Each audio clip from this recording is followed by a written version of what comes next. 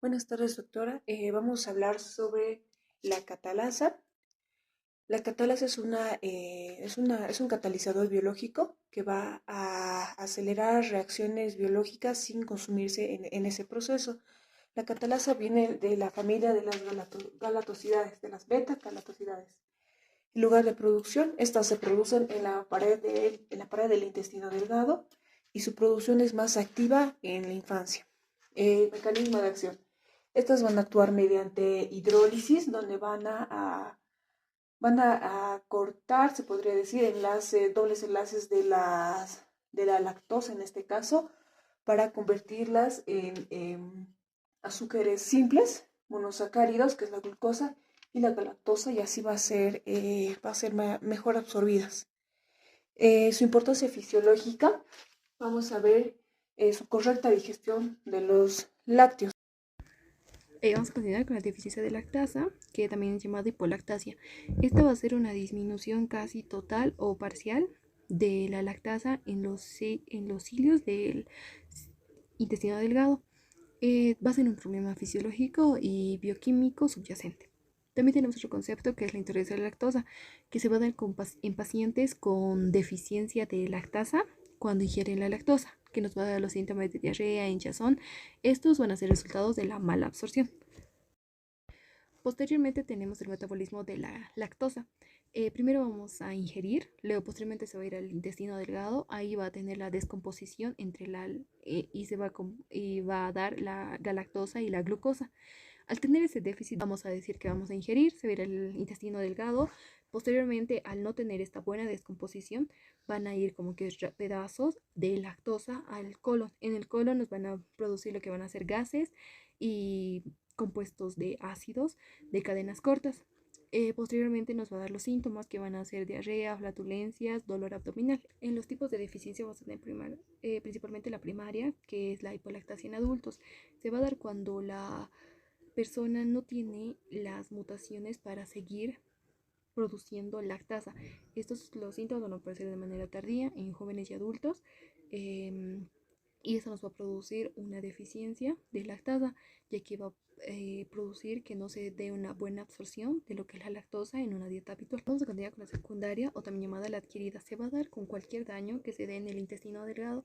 Esta se puede dar por infecciones gastrointestinales, crecimientos bacterianos, enfermedades ilíacas o cuando el intestino en general esté dañado. Por último, tenemos la congénita. Esta se va a dar en los neonatos, en el primer alimento que va a ser la leche materna.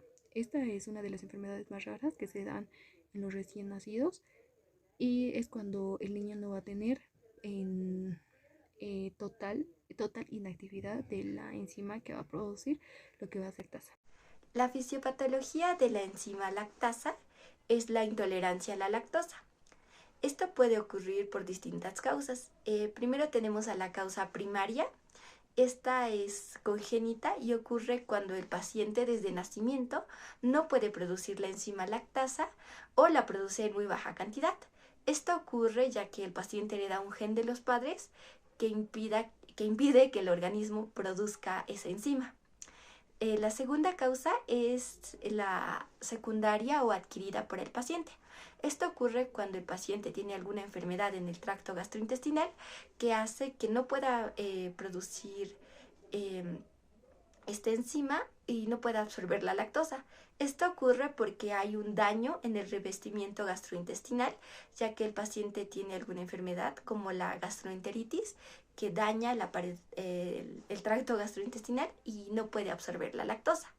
La tercera causa es la más común en el mundo y es la hipolactasia y se da en los adultos.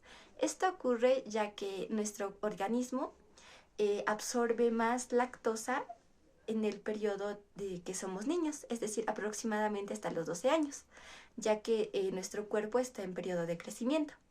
A partir de los 12 años, nuestro cuerpo progresivamente disminuye la producción de la enzima lactasa, lo que genera en los adultos la intolerancia a la lactosa.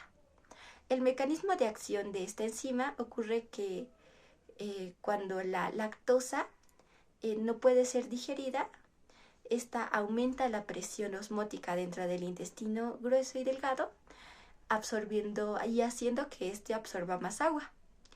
Entonces, al absorber más agua, esto causa en los pacientes la diarrea, que es un síntoma muy común en la intolerancia a la lactosa.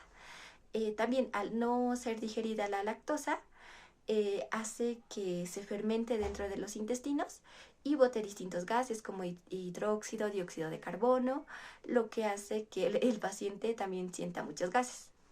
Los síntomas suelen aparecer de media hora a 2 horas después de haber consumido algún alimento que sea lácteo.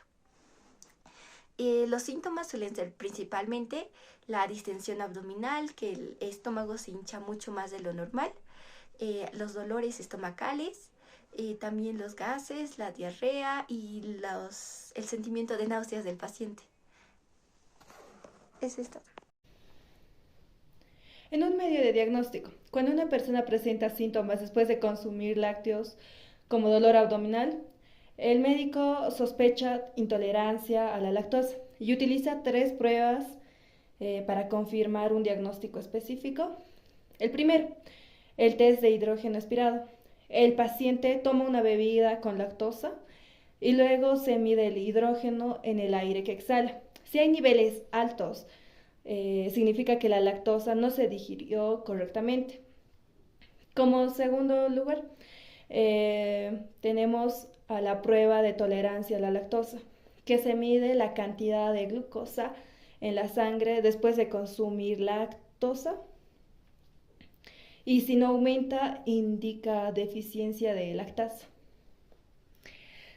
Y como parte de una prevención, en las personas intolerantes, una dieta equilibrada con productos sin lactosa o alternativas vegetales enriquecidas en calcio puede mantener una buena nutrición sin molestias. En la importancia, cuando falta esta enzima, la lactosa no se digiere y pasa al colon, donde las bacterias la fermentan, produciendo gases y malestar. Además, se pierde la posibilidad de aprovechar los carbohidratos, calcio y proteínas que aporta la leche.